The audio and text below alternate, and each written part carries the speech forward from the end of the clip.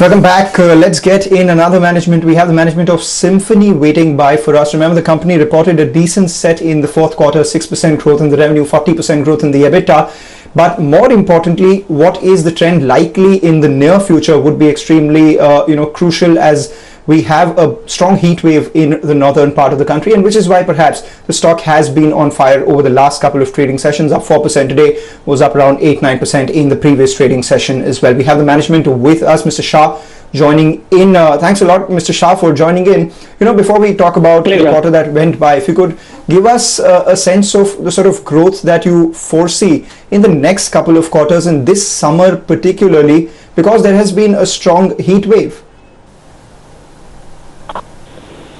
Yeah, so especially after third lockdown, there has been good demand across the geographies and across the business segments.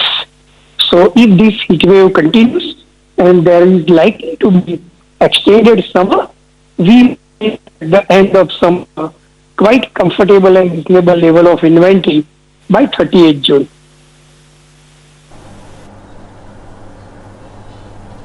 We understand that your inventory levels are high right now. What are they at, and what sort of growth would you foresee this summer?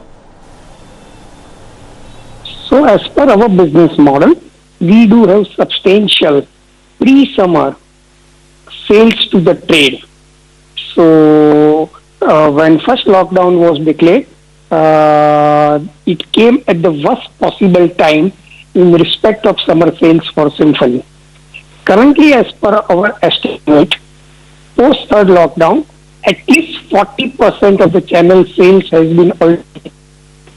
In fact, in some of the newly launched models, at a trade level and at a company level, there is some stock out also. Okay, all right. Mr. Shah, given that income in the hands of a lot of consumers will be lower, there could be a possibility you could benefit from down trading. Maybe people don't want to buy an AC, maybe they want to buy a cooler, just maybe. So, keeping that in mind, for the last year, I think your standalone revenue was roughly around 720 crores or thereabouts. You did a growth of close to around 37%.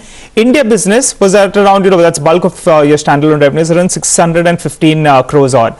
Give us a sense in terms of, there's going to be an impact because this first quarter has been hit hard. What kind of a guidance can you give us in terms of standalone numbers, India business, exports, and the total standalone numbers? Very clearly, on a standalone basis, in June quarter, the sales is going to be fraction of what it should be normally. Correct. Because of lockdown in almost 6 to 7 weeks of the current quarter.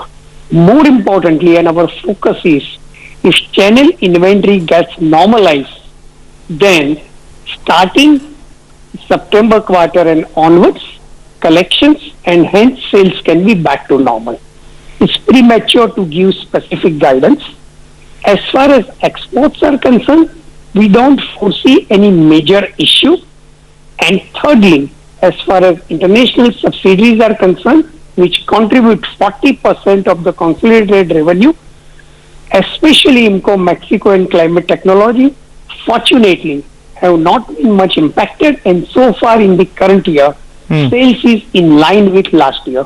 Okay, you were talking about CT, that's Climate Technologies, which did quite well in the last year as well. You're expecting profitability to improve, right, in FY21. So give us a rough number. I think last year the total revenues were around 270 crores. If you could give us a sense in what the number is likely to be for this year. You're saying that there's not been much impact of them. And also, can we see double digit or closer towards double digit margins out here in terms of CT business?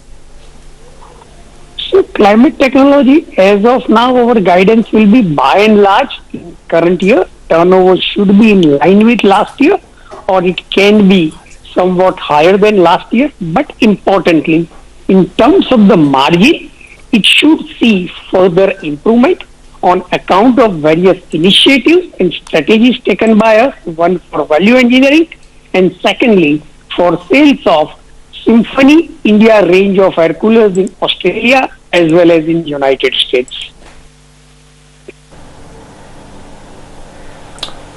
Mr. Shah, thanks a lot for joining in and giving us all those details of the business. We understand that the first quarter would see weak sales, but post September you're likely to expect some sort of normalcy. So that is something we will keep on our radar. With that, we wrap up on this edition of Chartbusters with the news that the market is zooming ahead at the high point of the day, matching the April high of 98.60 on the Nifty, led by Reliance. From Nigel and me and the entire team, thank you for tuning in. Trading Hour comes up next.